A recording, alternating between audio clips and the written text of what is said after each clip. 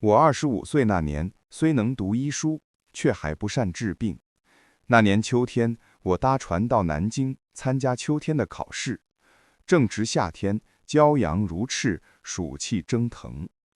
那时我满身大汗，又不方便换衣，只好等汗自然干。饮食起居都不顺，心中郁郁不乐。到镇江后，我病倒了，请了医生来看，开的方子不过是鲜藿香、鲜佩兰一类，服了几天，病反而加重了，出汗但发烧不退，怕冷也没有停止。那天夜里，我搭船赶往南京，途中只觉天昏地黑，意识模糊。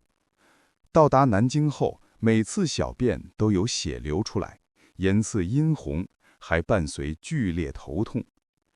当时的时间是8月初5，离进考场只剩3天。刚好陈宝厚医生已先到南京，替我诊脉，还亲自上街帮我买药，还带回了3大瓶荷叶露和10多个生梨。他嘱咐我先喝荷叶露，喝下后口中不再干渴，过一会儿又渴，他让我吃生梨子。那时我连皮也来不及削，只去核就吃，吃了10多个。等药煎好，我喝下一大碗，顿觉心中清朗，疲倦极了，便睡去。醒来时头已不痛，但还未出汗，又服第2次药，药比前一次更浓，喝完又睡。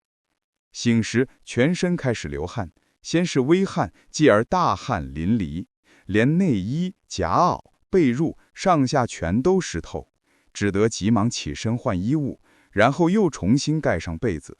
这时候觉得全身轻松，百病皆除。肚子觉得饥饿，想吃热粥。侍者说粥早已备好，是陈先生事先吩咐的。我喝下一小碗，觉得香甜异常，停一会儿又喝，整夜竟喝下2大碗。到了8月初7，我已能进场应试，考试9日之久，精神充沛，毫无倦容。我惊叹陈先生医术神妙，问他用了什么药，他笑答：只是桂枝与石膏，把这2个药一起捣碎后煮汤。江佐景先生评论说，头痛怕冷是皮肤等人体外部有病的表现，必须用让身体出汗的方法治疗。但小便出血，说明津液已经流失了，若强行让身体出汗，反而会增加津液的流失。陈先生先让他喝荷叶露，吃生梨，是为了增加津液，流汗也就不会伤害身体了。然后以石膏清除身体里面多余的热，用桂枝除掉身体皮肤表面风和寒，内外一起治疗。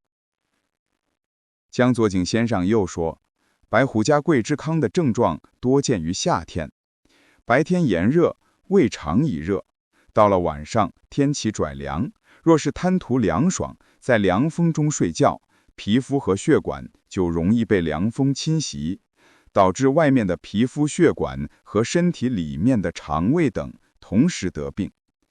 有的人也许会问，石膏是凉性的药，桂枝是温性的药，怎么一冷一热的药可以合用，且还有治疗效果？答案是，人体精微灵敏，生病后人的身体各部位会自主选择所需的元素。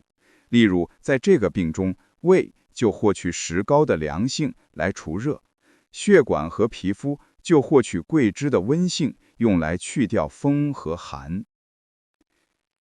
提示：1.